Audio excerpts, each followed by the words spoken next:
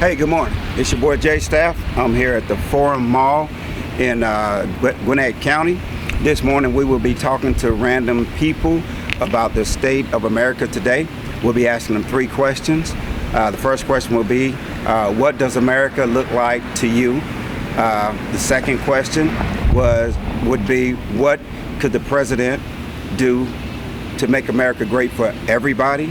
And the third question would be, what are you willing to do to make America great for everyone?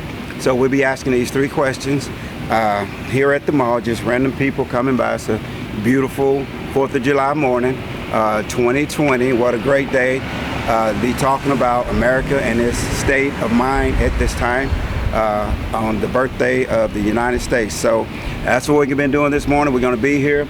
We're going to talk to everybody that will talk to us. We're going to put this on camera, and it's going to be a great day. Hey, good morning. Good morning. I'm here with Mallum. My name is Jonathan Stafford, and we're here at the Forum. And we're doing this video for YouTube channel. This is My America. And Mallum's going to talk to us a little bit about here. I'm going to ask him 3 questions. The first question is going to be, what does America look like to you? America to me is a paradox of an idea that's beautiful and wonderful, and a dream, and on the other end, sort of a nightmare for people of color. Wow. Okay, so what do you think our current president, what do you think he could do to make America great for everyone? Sure. The one thing that you look for from the president, because in our country, a president's not a king, right? So it's like sort of a figurehead, right? And it's connected to other parts of government. Right. So we're looking for a president. What we need him to do is set a tone of bringing us together, because right now we're divided. Right. Even though there's a disease out there telling us we're all connected. Right? So we need him to help provide context to that, inspire us to help us move forward. How do we get out? And to galvanize the people around him that he's leading to create a pathway for us to do that. Oh, wow. Yeah. 3-point plan. That's awesome. Okay, so the last question.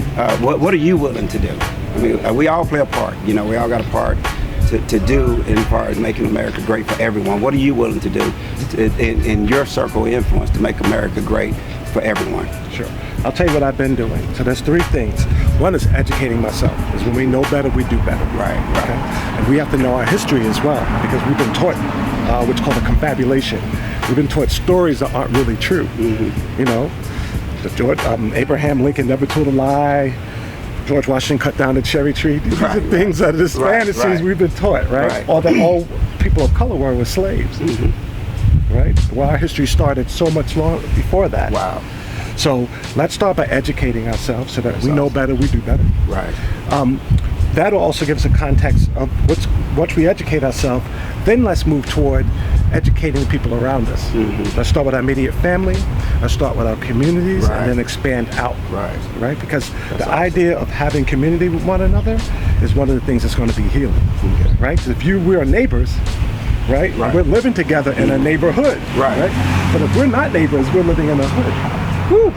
Man, that's deep. So that's how we need to connect. We need to make sure we're finding that transaction with one another, right? To that. And then the third thing that we want to do is we can't sit back and wait for someone else to drive the change. We have to be part of the change. We need to take action. Right. So, and let me break down the 3-point plan, what the action's about. Man, get out and vote. Do your history. Know who you're voting for. We could block vote because it's power in numbers, but let's rethink that negotiation. Let's not just say, oh, we're going to vote for this person without requesting something of that person. Right? Because you're an elected official, but you want to vote them in to create value for us, but you also want to capture value back. That's right. Right? So we want to make sure that we're doing that. The next thing that we can do besides just vote is just get active, hold people accountable. Accountability is deep, right? Yes. That's a letter, that's an email, that's a post. Hold accountable. And then the third thing is this country's founded on a policy of money, which is really not real. It's backed by nothing but war. Right? But now that we know that that's how they're backed, let's be smart about how we spend that money. How we save that money, and how we invest that money. Wow. So those are the parts of activism. That's really deep, man. But you talked about the voting, and you know, especially black people, you know, one thing that's always handed down from generation to generation is the Democratic vote. You know, we don't know why. You know, grandmama did it. You know, dad, mom did it, and we don't ask questions. So yeah, we must educate ourselves and see what's in it for us. You know, that's not bad. That's not bad for us. Ask that and expect that. And but I know you've been around for the last 2-3 months, and there've been some cases that have taken place, murders that have taken place, that really put us in the situation that we're in right now. For example, the Ahmaud Arbery down in Brownsville, Georgia. What one word could you use to describe that murder? Justice. We've got to bring justice. He was tried and convicted and executed in the street. Right. That's a lynching. Right. And I've heard that, referred to that. I even talked about that on my Facebook page. Yeah. I said it was a modern day lynching. Yeah. So you're absolutely right. I mean, how do you feel about the progress of that case in Brownsville? How do you feel about the way it's moving along? I mean, do you feel good about a conviction, or what do you think about that? You know, I'm always hopeful. Yeah. But I'm also with one eye open skeptic about it. So I'm not sure we're really making progress. Right. Because the 3 guys that killed him, yes, they need justice, but the framework that they felt empowered to kill them with, that's what we need to address. Yeah. Or we'll just keep locking up police officers and random white folks. Yes, you're absolutely right. What about George Floyd? So the George Floyd thing was deep. I think there are a couple of things that hit that touch base. First of all, within I think the last maybe 10 years, there are about 70 people that actually told a police officer, I can't breathe, and they died. Right. So that's not the first that happened. Right. It happened in video with people home because we're locked in, right? But what was really deep about this brother when he reached out and the energy that came from him was he also called for his mother who's passed. Yes. So now he's tapping into the ancestors. He's in that transition. And I believe it's the energy of all of that that's drawing our attention to what happened, to what's going on.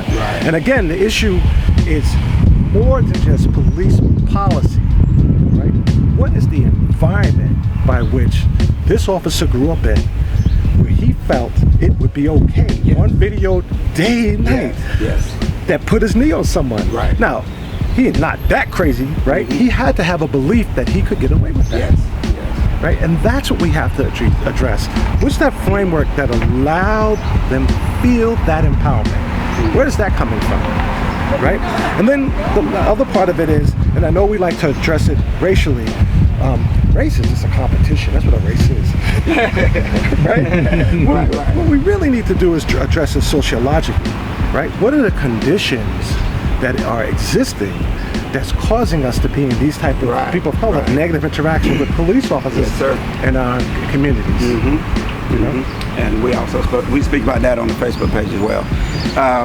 But yeah, I mean, you spoke about that. That was a situation where it wasn't the first time it happened, but it was just in the manner in which it happened, and everybody saw it, and the outrage, and the officer guy, Derek Chauvin, he had been written up 18 times before. One time he shot a black man twice in the stomach, and they wrote him the police chief made it disappear. They wrote him a check, no charges were filed, and he continued to go on and practice law. So I think just as important, man, the police chief, a lot of times they know when they have people on the force that are not legit or they got a problem, and they need to do a better job at getting rid of these people before we have a situation like that. All right, the last one. Well, can I weigh on that? Yes, go ahead. Because remember, we're going back to the framework, a system that allowed that to build up and happen. Right. So I'm going to build on what you're saying, if you don't mind. So we have a couple of things that's happening. We have a system where why were police created in the first place? Why were guns created in the first place? We got to get to the etiology of this. You follow what I'm saying?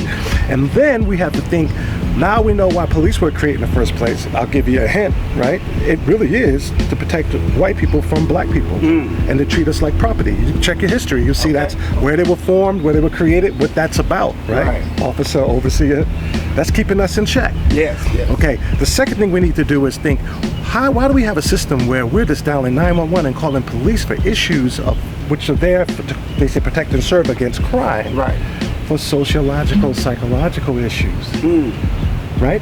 We're asking an uneducated person, right, who has a sense of entitlement from a systemic racial environment that he was raised up into, to come in and de-escalate a dynamic where he is feeling inferior to the person that he is arresting. Yeah, that's good. Right? And I mean, scientifically recessive to him, physically weaker than him, right? That is, and smaller than he is. Right? So that dynamic of asking that person, now I'm saying he should serve his time. Right. But to ask him to come in and navigate an issue like that, wow. That's our problem. We've not advanced from 16, 17, and 1800s in the way that we deal with conflict in our community. Right. Whew, that's deep. That's deep, man. So yeah, and then the last one, the Rashard Brooks in Atlanta. Yeah. That one word to describe it. What do you think about that? Man, it's the same thing, right? It's manity, it's insanity. That's what's happening, insanity. Because again, something that could have been de-escalated without crime, without weapons, right? When you called someone with a stun gun and a gun, and you asked him to deal with a person who was inebriated and sleep. What did you think he was going to do? What did the city think this person's going to do when he shows up? And again, add that condition in, right? Recessive, physically weaker, intimidated, not from that community, right? With a false sense of authority, right? Based on the confabulation, that's a lie someone told him honestly, that he is superior. That condition right there is, I've never heard anybody say that before. I've never heard that before.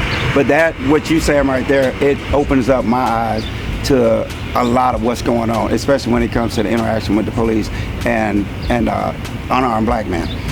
What people say, you know, well, he resists arrest. So if he wouldn't resist arrest, he'd be alive. What do you think about that? Again, why did it come? It's the wrong framework. That's why it's hard to address it. Arrest should not have been the issue there. Right?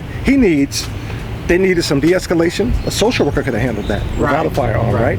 And then afterwards, he's not driving now. He's not a threat to you, right? Let's see if we can get him some help, because there's a reason why he was drinking so much that he's at Wendy's and he's sleeping in the first place.